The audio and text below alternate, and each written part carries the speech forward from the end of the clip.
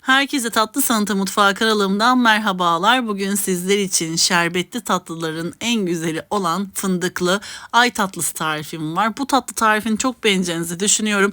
Henüz denemediyseniz benim tarifimi denemenizi ısrarla tavsiye ediyorum. Öyleyse fazla vakit harcamadan hemen bu lezzetli tatlı tarifime başlayalım. Öncelikle şunu belirtmek isterim ki kıyır kıyır şerbetli tatlıları seviyorsanız kalbura bastı tatlısı gibi bu tarifi çok beğeneceğinizi düşünüyorum. Öncelikle tatlımızın şerbetini yapmakla başlıyoruz. Çünkü şerbetimiz soğuk, tatlımız ise sıcak olacak. 2,5 su bardağı suyumuzu uygun bir tenceremizin içerisine dökelim. 2,5 su bardağı toz şekerimizi dökelim. Bir ince dilim limon ekleyelim. Dilerseniz birkaç damla limon da sıkabilirsiniz. Şerbetimiz kaynayana kadar pişirelim. Şerbetimiz kaynadıktan sonra ocağın altını kısıp 10 dakika kadar daha kısık ateşte şerbetimizi pişirelim. Şerbetimiz piştikten sonra bir kenarda soğuması için bekletelim. Hemen tatlımızın hamurunu yapmaya başlayalım. Bir çay bardağının yarısına süt, yarısına su ekliyoruz ve kabımıza dökelim. Bir çay bardağı sıvı yağ ekliyorum. Kullanmış olduğum çay bardağı ölçüm 125 mililitredir.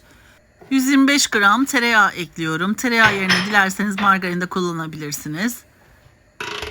Bu aşamada 3 su bardağı un kullandım ama şimdi birazdan göreceksiniz hamurum cıvık olduğu için bir su bardağı daha un ekledim. Toplamda 4 su bardağı un kullanmış oldum.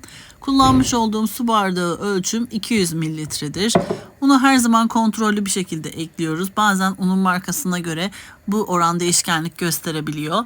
Şu anda 3 su bardağı unumu ekledim. 1 çay kaşığı hamur kabartma tozu, 1 çay kaşığı da karbonat ekliyorum. Ve elimle şöyle bir güzelce yoğuruyorum. Yoğurduktan sonra 1 su bardağı daha unumu ekleyip tekrardan yoğurmaya devam ediyorum. Hamurumuz ele yapışmayan yumuşak bir hamur olacak. Şimdi yakından sizlere göstermek istiyorum. Bu şekilde olduğu zaman hamurunuz hazır demektir.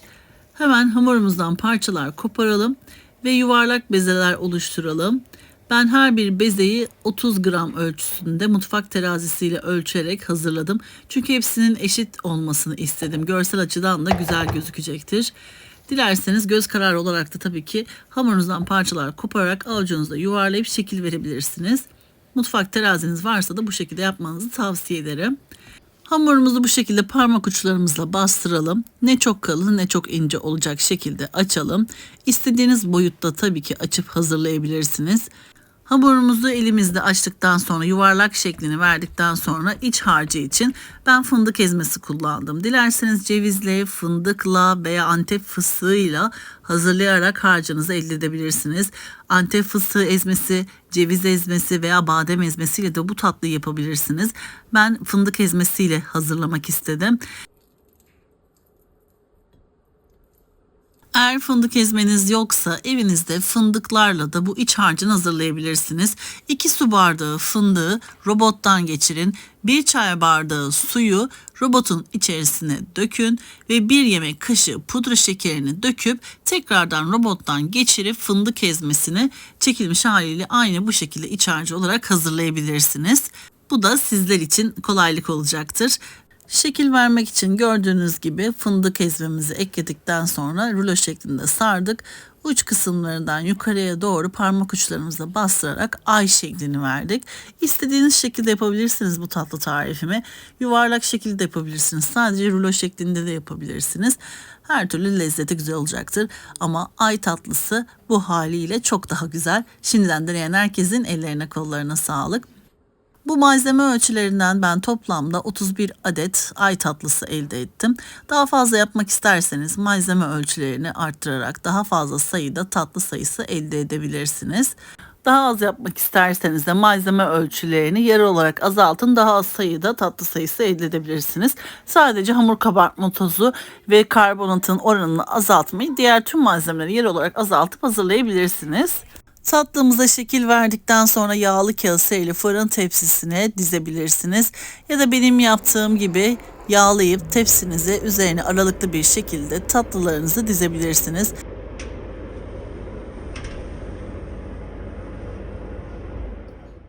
Benim yağlı kağıdım kalmamış, o yüzden tepsimi sıvı yağla yağladım. Yağladıktan sonra şekil verdiğim tatlılarımı yerleştirdim. Tatlılarımızı önceden ısınmış 180 derecelik fırın ayarında yaklaşık 35-40 dakika kadar pişirelim. Altı ve üzeri güzelce kızardıktan sonra fırından alabilirsiniz. Lütfen kontrollü bir şekilde pişirelim. Tatlımızın güzel güzel kıyır kıyır olmasını istiyorsanız en az yarım saat kadar pişirmeye özen gösterelim. Tatlımız kızardıktan sonra fırından alıyoruz ve ılıdıktan sonra hemen soğuk şerbeti üzerine döküyoruz. Tatlımızın ılık olmasından kastım fırından çıkar çıkmaz ilk sıcaklığı geçince soğuk şerbeti öyle döküyoruz. Yani çok soğumasını beklemiyoruz tatlımızın. Şerbetini döktükten sonra şerbetini çekmesini bekleyelim. Yaklaşık bir 3-4 saat kadar dinlendirmenizi tavsiye ediyorum. Eğer vaktiniz yoksa 2 saat kadar dinlendirebilirsiniz. Bir gece öncesinden yaparsanız şerbetini çok güzel çekiyor. Ama eğer vaktiniz yoksa 2 saat kadar şerbetin çekmesi için dinlendirmenizi tavsiye ederim. Ben 2 saat kadar dinlendirdim ve üzerine Hindistan cevizi ile süsledim. Üzerini dilerseniz toz Antep fıstığıyla da süsleyebilirsiniz veya sade haliyle de sunum edebilirsiniz. Tatlımızı hemen servis tabağıma dizdim. Gerçekten muhteşem bir tatlı oldu. Çok beğeneceğinizi düşünüyorum. Şimdiden deneyen herkesin ellerine kollarına sağlık.